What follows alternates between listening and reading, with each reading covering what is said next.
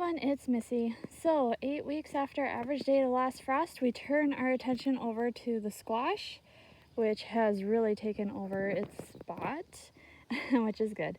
And basically what we're gonna do is we're gonna try to help pollinate the plant along. Now, if you have plenty of bees and pollinators, you can see a little bee right there. You do not have to do that. I think my squash is being pollinated just fine with everything that's in there. But what you could do is you could take a little paintbrush or you could take a Q-tip, and what you're gonna do is you're gonna locate the male flowers, which usually are closer to the middle of the plant, and they're not a flower that has like fruit on it. Oh, this is going to be a little tricky because I do have a lot of bees flying around here.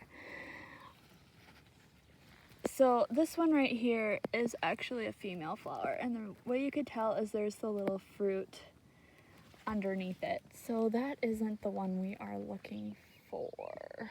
Let's see. Might have a little hard time finding one. I'll just kind of shift over to the other side of the plant.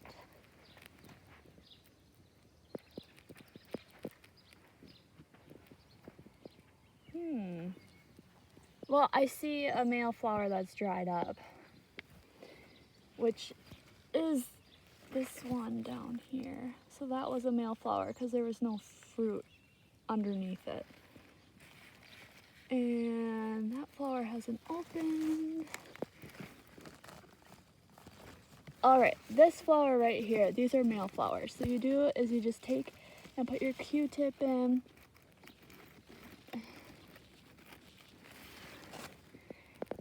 And you want to get all this lovely yellow pollen. And then we'll go back over. Hopefully I'm not moving you guys around too much.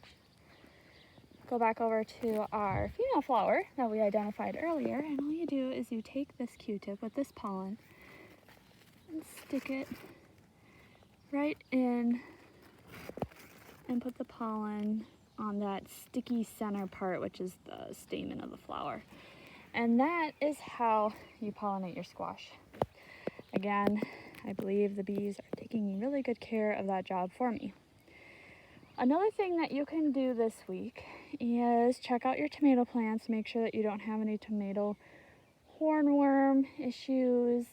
And then what you can also do is pick some green tomatoes.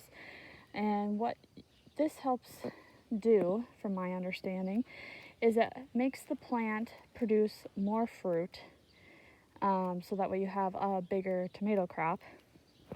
And you can with green tomatoes or cook like a green tomato pie or something like that.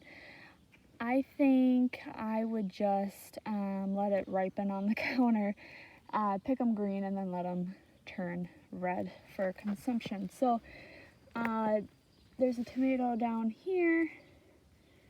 Just pick it.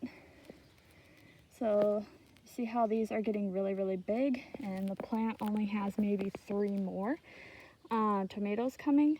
So hopefully by doing this, I'm gonna have a load of tomatoes to pick. Another thing that you can do is check out your green beans and start harvesting the pods. Now, I haven't even seen my green beans bloom yet.